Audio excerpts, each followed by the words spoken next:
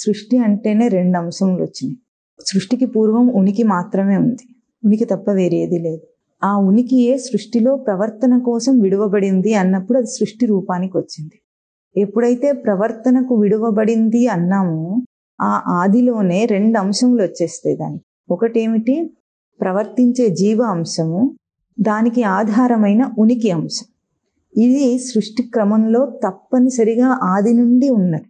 వ్యవస్థలో జీవ అంశం ఉంది, జీవునికి ఆధారమైన ఉనికి అంశం ఉంది.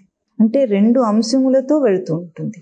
అయితే రెండు అంశములతో వెళుతున్నప్పుడు ఎక్కడ అవాంతరం వస్తుందంటే, జీవ అంశము బాహ్య దృష్టికి వెళ్ళిపోయే అవాంతరం వచ్చింది సృష్టిలో. కానీ అది సృష్టి రచనలో లేదు. జీవుడి ప్రవర్తనలో బాహ్య దృష్టికి వెళ్ళిపోవడం అనే అవాంతరము కల్పిత త్రిగుణాత్మక ప్రవృత్తి వల్ల వచ్చింది. అది నిజానికి లేదు, కానీ అది కూడా కల్పింపబడింది. ఈ కల్పింపబడిన అంశం ఎప్పుడు వచ్చిందో నిజ అంశం ఒకటి ఉంది, దానికి అవాంతర అంశం ఒకటి ఉంది.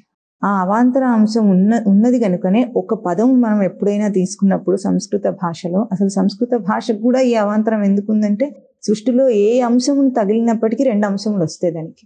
ఒకటి నిజ అంశం, తత్వదృష్టి చేత ఉనికి ఆధారమైనది. ఇంకొకటి బాహ్య దృష్టి చేత, లౌకిక దృష్టి చేత జీవుని అంశం.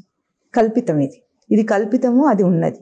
ఈ అంశం వస్తుంది కనుకనే సంస్కృత భాష ఎంత గొప్పదైనప్పటికీ కూడా దానికి అవాంతరం వచ్చింది. అంటే ఒక పదమునకు ప్రసిద్ధార్థం తీసుకున్నప్పుడు అది ఒక స్థూలమైన అర్థాన్ని చెప్తుంది అన్నట్లుగా లోకంలో మనం అన్ని భాషలు వ్యవహారంలో ఎట్లా వాడుకుంటున్నామో అట్లాగే సంస్కృత భాషకు కూడా వ్యవహార అర్థాలు వచ్చేసింది. ఇప్పుడు ఎప్పుడైతే ఆ వ్యవహార అర్థం వచ్చేసిందో దాన్ని మనం గుర్తించవలసింది ఏమిటి? ఇది రెండో అంశం దానికి. అంటే జీవుడి యొక్క కల్పిత త్రిగుణాత్మక ప్రవృత్తి అంశం దానికి ఆరోపింపబడింది.